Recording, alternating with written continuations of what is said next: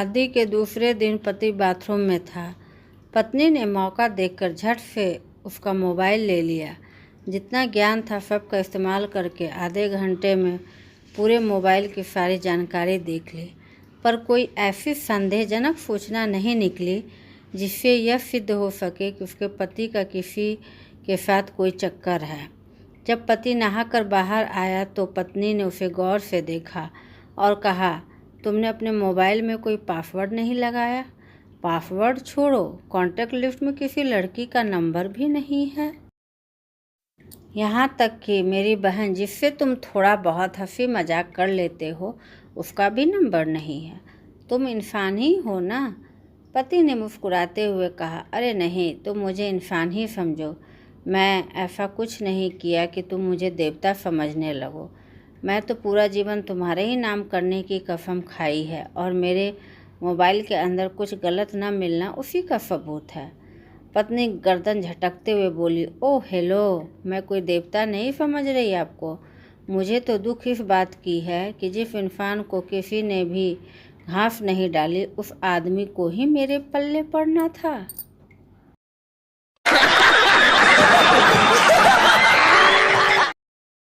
Doctor ने रमन के सिर पर ड्रेसिंग करने के बाद पट्टी बांध दी और पूछा, चोट कैसे लगी? रमन, छोड़िए ना डॉक्टर साहब, लंबी कहानी है। डॉक्टर, फिर भी सुनना चाहता हूँ। रमन, बात यह है कि पिछले हफ्ते पत्नी मायके गई हुई थी।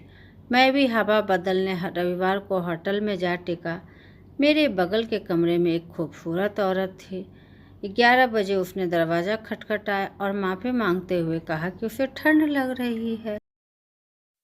अगर मैं कुछ मदद कर सकूं तो वह आभारी रहेगी। मैं उसे एक कंबल दे दिया। थोड़ी देर बाद फिर वह आ गई और वही शिकायत करने लगी। मैंने उसे अपना ओवरकोट दे दिया। आज जब मैं हथौड़ी से कील ठोक रहा था तो अचानक कुछ समझ में आया कि उस दिन वह क्या चाह रही थी और बस मैं हथौड़ी अपने सिर पे मारी। पत्नी पति से बोली, तुम सामने बैठकर कबूतर कबूतरी को देख रहे हो, कितना प्यार कर रहे हैं आपस में चोंच डालकर, और एक आप है। पति, तुम इन्हें कब से देख रही हो? पत्नी, पिछले 1 घंटे से।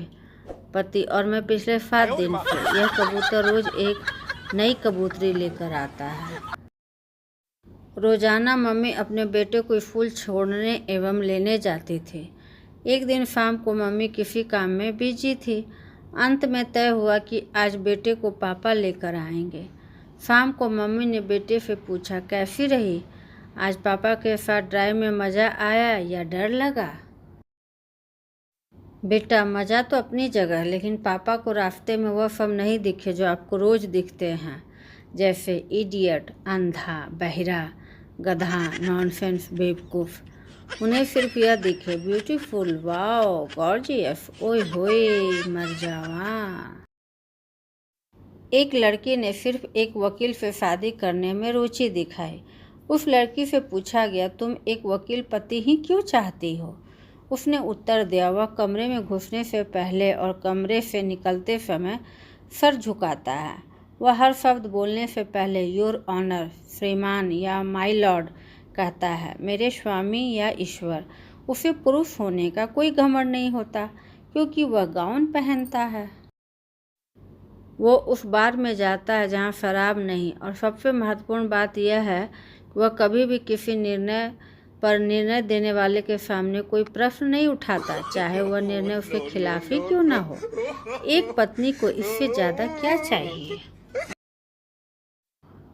पत्नी ने पति से पूछा, एक बात बताइए, दवा और दारू में क्या फ़र्क है? तो पति ने मुस्कुराते हुए कहा, अगर मैं सच बताऊंगा तो नाराज़ तो नहीं होगी न जाने मन?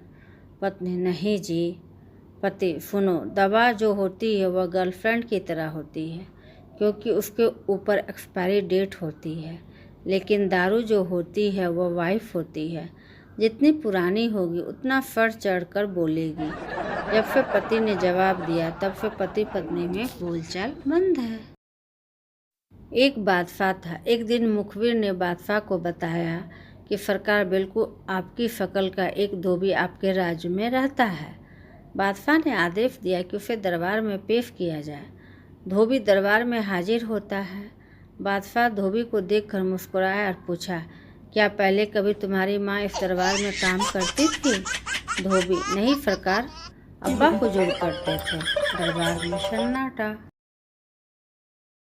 एक आदमी की तकलीफ, जिम्मेदारियां इंसान को मजबूर कर देती हैं दोस्तों।